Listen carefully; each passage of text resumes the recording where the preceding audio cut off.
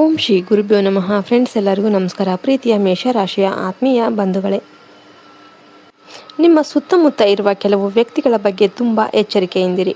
ವಿಶೇಷವಾಗಿ 2 ಮಹಿಳೆಯರು ನಿಮ್ಮ ಜೀವನ ಮತ್ತು ಕುಟುಂಬದ ಮೇಲೆ ಬಹಳ ದಿನಗಳಿಂದ ನಕಾರಾತ್ಮಕ ಪರಿಣಾಮ ಬೀರ್ತಾ ಇದ್ದಾರೆ. ಅವರು ಹೊರಗೆ ಸ್ನೇಹಪೂರ್ಣವಾಗಿ ವರ್ತಿಸಿದರೂ ಕೂಡ ಒಳಗಿನಿಂದ ನಿಮ್ಮ ಮೇಲೆ ಅಸೂಯೆ ಮತ್ತು ದ್ವೇಷ ಹೊಂದಿದ್ದಾರೆ. ಹಲವಾರು ವರ್ಷಗಳಿಂದ ಅವರು ನಿಮ್ಮ ಪ್ರಗತಿಗೆ ಅಡ್ಡಿ ತರ್ತಾ ಇದ್ದಾರೆ. ನೀವು ಬಹಳ ಪ್ರಯತ್ನಗಳನ್ನು ಮಾಡಿದ್ದೀರಾ, ದೇವರನ್ನು ಪ್ರಾರ್ಥನೆ ಮಾಡಿದ್ದೀರಾ, ಪಂಡಿತರನ್ನು ಸಂಪರ್ಕಿಸಿದ್ದೀರಾ, ಆದರೆ ಸಮಸ್ಯೆಗಳು ಸಂಪೂರ್ಣವಾಗಿ ನಿವಾರಣೆ ಆಗಿಲ್ಲ. ಯಾಕೆಂದರೆ ನಿಮ್ಮ ಸುತ್ತಲೂ ಇರುವ ಈ ದುಷ್ಟಶಕ್ತಿಗಳು ಇನ್ನೂ ನಿಮ್ಮ ಜೀವನವನ್ನು ಪ್ರಭಾವಿಸ್ತಾ ಇವೆ. ನೀವು ಅನುಭವಿಸುತ್ತಿರುವ ಕಷ್ಟಗಳಿಗೆ ಇದೂ ಒಂದು ಪ್ರಮುಖ ಕಾರಣ ಆಗಿರಬಹುದು.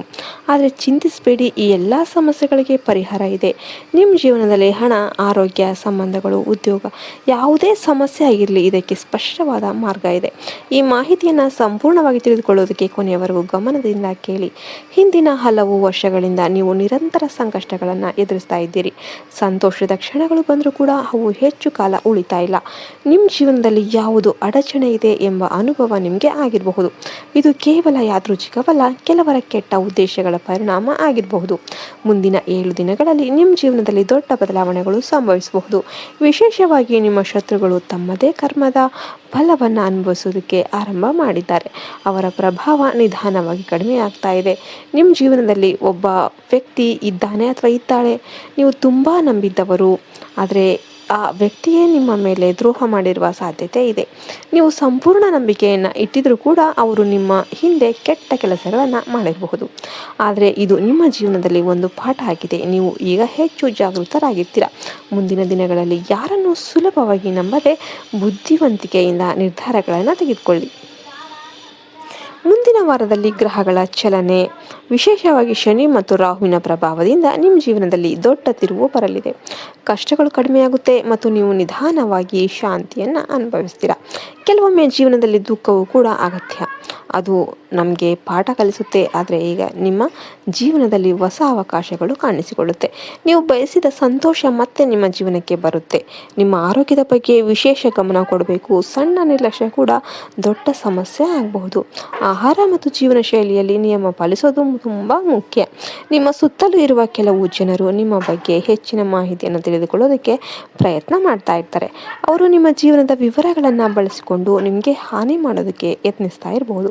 ಆದ್ದರಿಂದ ನಿಮ್ಮ ವೈಯಕ್ತಿಕ ವಿಷಯಗಳನ್ನು ಯಾರಿಗೂ ಸುಲಭವಾಗಿ ಹೇಳಬೇಡಿ. ಈ 2 ಮಹಿಳೆಯರು ನಿಮ್ಮ ಜೀವನದಲ್ಲಿ ಪ್ರಮುಖ ಪಾತ್ರ ವಹಿಸ್ತಾ ಇರ್ತಾರೆ. ಅವರು ನಿಮ್ಮ ವಿಶ್ವಾಸವನ್ನು ಗೆದ್ದು ನಿಮ್ಮ ಮೇಲೆ ಪ್ರಭಾವ ಬೀರ್ತಾ ಇರ್ತಾರೆ. ಆದರೆ ಅವರ ಉದ್ದೇಶ ಶುದ್ಧವಾಗಿ ಇರಲ್ಲ. ನಿಮ್ಮ ಸಂತೋಷವನ್ನು ತಡೆಯೋದಕ್ಕೆ ಕೆಲವರು ಪ್ರಯತ್ನ ಮಾಡ್ತಾ ಇರ್ತಾರೆ.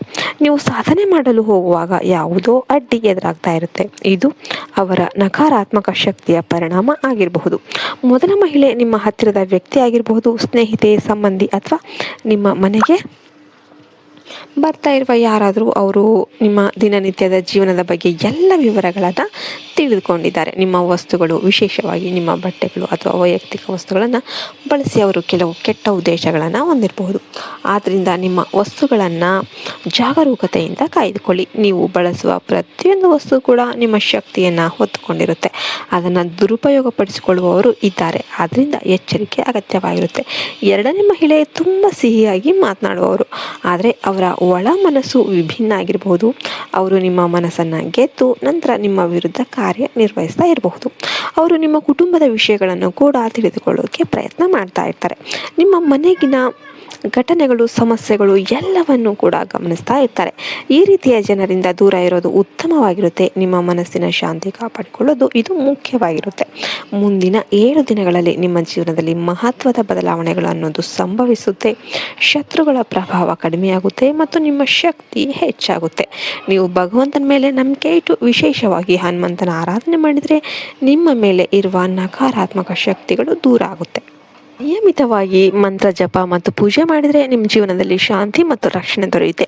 ನಿಮ್ಮ ಶತ್ರುಗಳು ನಿಮ್ಮ ಮೇಲೆ ಪ್ರಭಾವ ಬೀರೋದಿಲ್ಲ. ಈ ಪರಿಹಾರಗಳನ್ನು ನಿಷ್ಠೆಯಿಂದ ಅನುಸರಿಸಿದರೆ ನಿಮ್ಮ ಜೀವನದಲ್ಲಿ ಉತ್ತಮ ಫಲಿತಾಂಶಗಳನ್ನು ಕಾಣ್ತೀರಾ. ಎಲ್ಲ ಕಷ್ಟಗಳು ನಿಧಾನವಾಗಿ ದೂರವಾಗುತ್ತೆ ಮತ್ತು ನೀವು ಸಂತೋಷಕರ ಜೀವನವನ್ನು ಅನುಭವಿಸ್ತೀರಾ. ಈ ವಿಡಿಯೋ ನಿಮಗೆ ಇಷ್ಟ ಆಯಿತು ಅಂದರೆ ವಿಡಿಯೋಗೆ ಒಂದು ಲೈಕ್ ಕೊಟ್ಟು ಜೈ ಶ್ರೀರಾಮ್ ಅಂತ ಕಮೆಂಟ್ ಮಾಡಿ. ಜೈ ಹಿಂದ್, ಜೈ ಭಾರತ್ ಮಾತೆ, ಹರಿ ಓಂ ತತ್ಸತ್, ಸರ್ವೇಷನು ಸುಖಿನೋ ಭವಂತು.